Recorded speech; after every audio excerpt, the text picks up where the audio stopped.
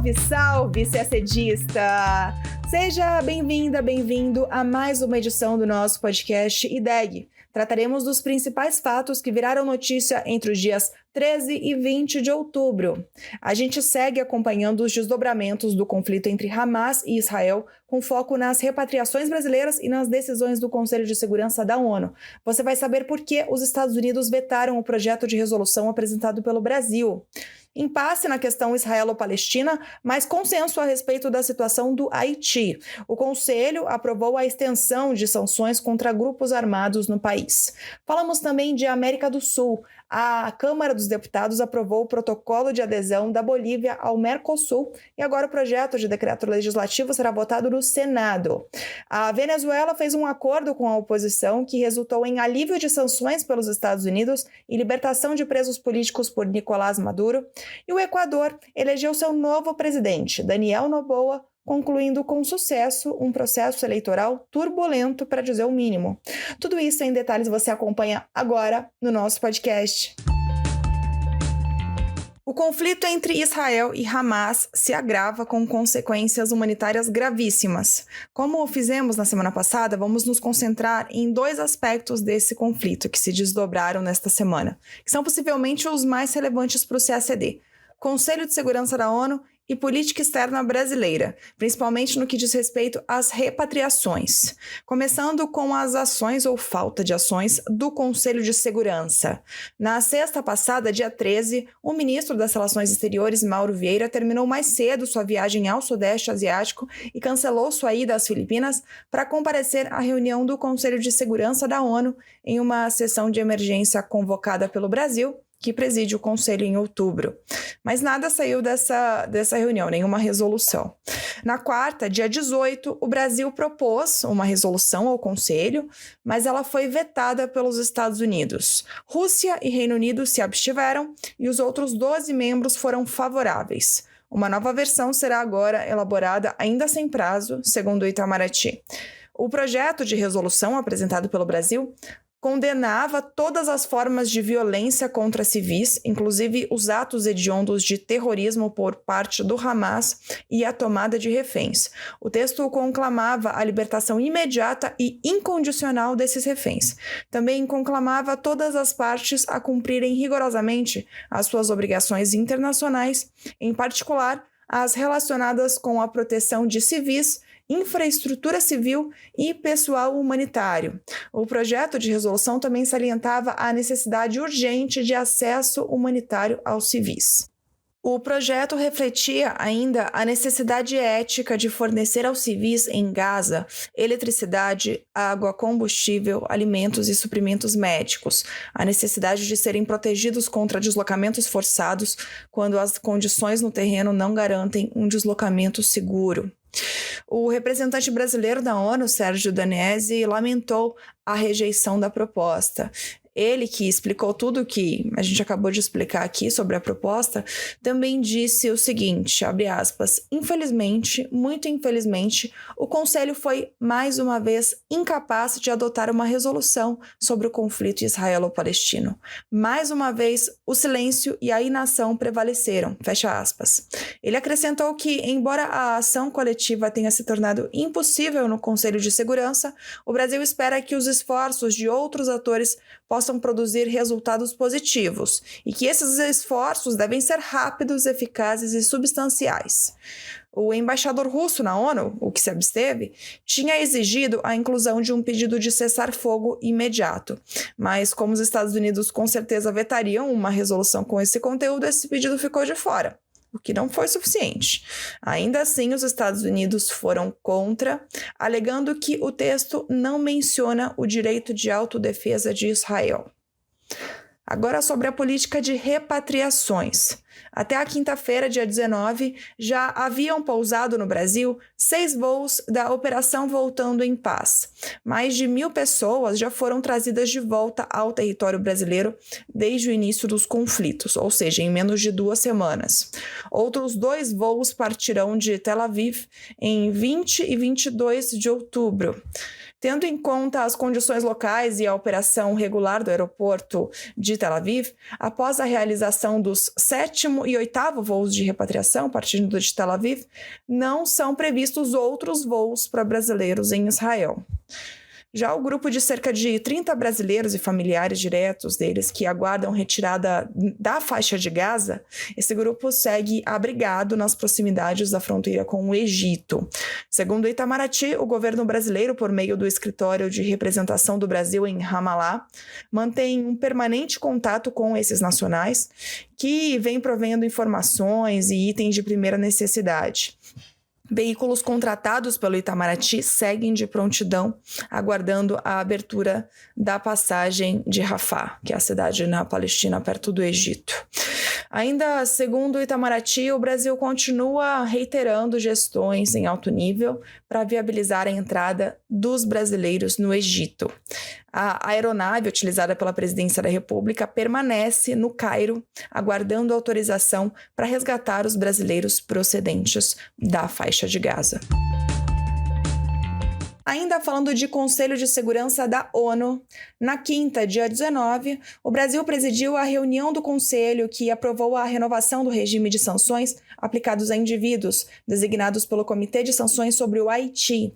Esse regime, estabelecido em outubro do ano passado e ampliado no início de outubro deste ano, inclui proibição de viagens internacionais e congelamento de bens de indivíduos determinados, além do embargo à transferência de armas, munições e equipamentos de segurança, com exceção daqueles destinados ao governo do Haiti e de transações autorizadas pela ONU.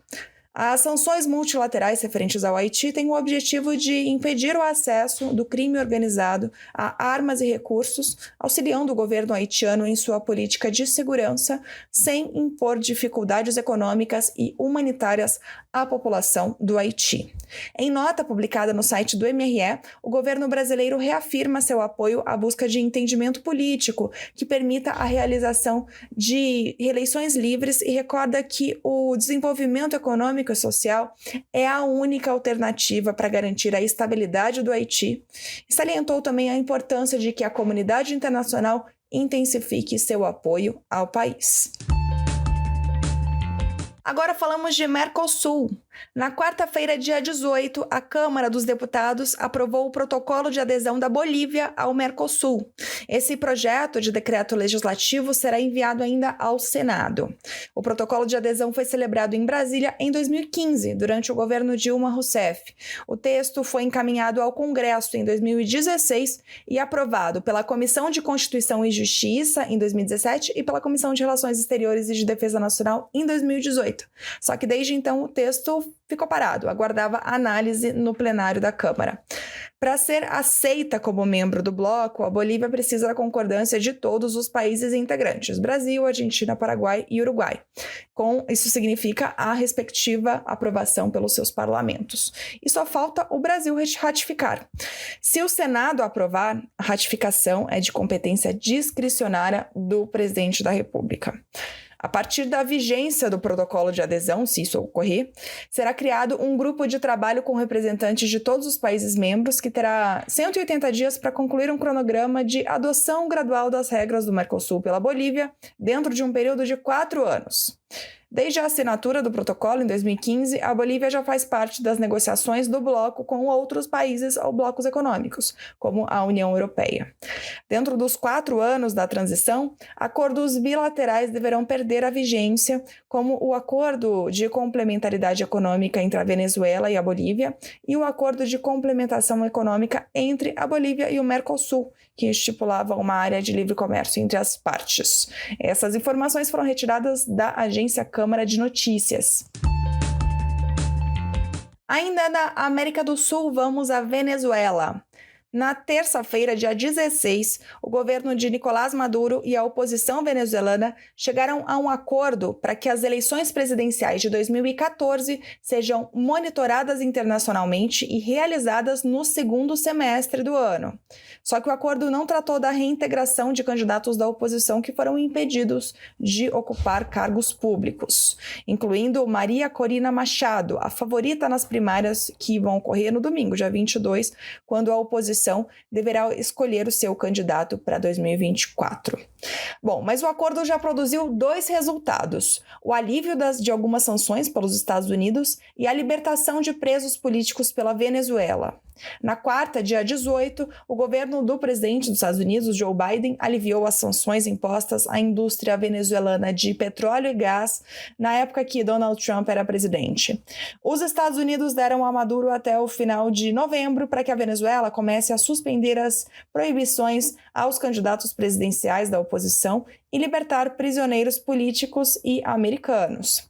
Na quinta, dia 19, a Venezuela libertou 5 presos, dentre eles figuras conhecidas da oposição política. Gerardo Blight, o principal nome da oposição envolvido nessas negociações com o governo, disse que foram soltos o jornalista Roland Carreno, do partido de oposição Vontade Popular, e o ex-parlamentar Juan Requesens, do partido Justiça Primeira, que estava em prisão domiciliar, além de outros 3.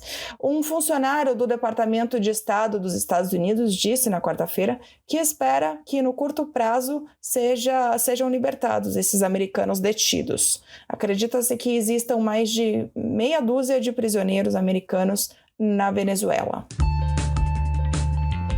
Já no Equador, as eleições presidenciais de domingo, dia 15, deram vitória a Daniel Noboa, um milionário de 35 anos que será o presidente mais jovem da história do Equador. Noboa saiu vencedor com 52% dos votos, enquanto Luísa González, a candidata do ex-presidente Rafael Correa e que era a favorita nas pesquisas, teve 48%. Ela reconheceu a derrota. A vitória de Noboa colocou um ponto final na violenta campanha eleitoral equatoriana, marcada pelo assassinato de um dos candidatos, ameaças do narcotráfico e um forte esquema de segurança para as votações. O próprio Noboa foi votar no domingo usando colete à prova de balas, como fizeram os candidatos no primeiro turno.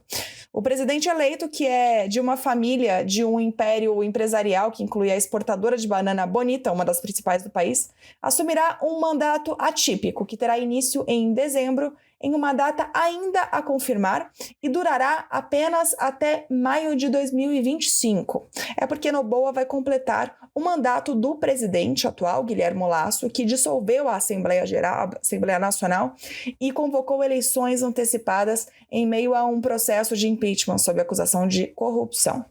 Daniel afirma ser de centro-esquerda com ideias sociais progressistas, como o apoio à comunidade LGBTQIA+, e uma forte ênfase na educação. Sua vice é considerada de direita. O governo brasileiro felicitou as autoridades e o povo equatoriano pela realização do segundo turno do pleito presidencial em ambiente de harmonia e congraçamento democrático e cumprimentou o senhor Daniel Noboa por sua eleição à presidência do Equador. E lembrando que no dia 22, domingo, tem eleições presidenciais na Argentina. Pois bem, a gente termina o podcast por aqui e um aviso, não teremos boletim no dia 27, mas a gente volta no dia 3 de novembro com as notícias mais importantes para você, CACDista. Bons estudos e até novembro!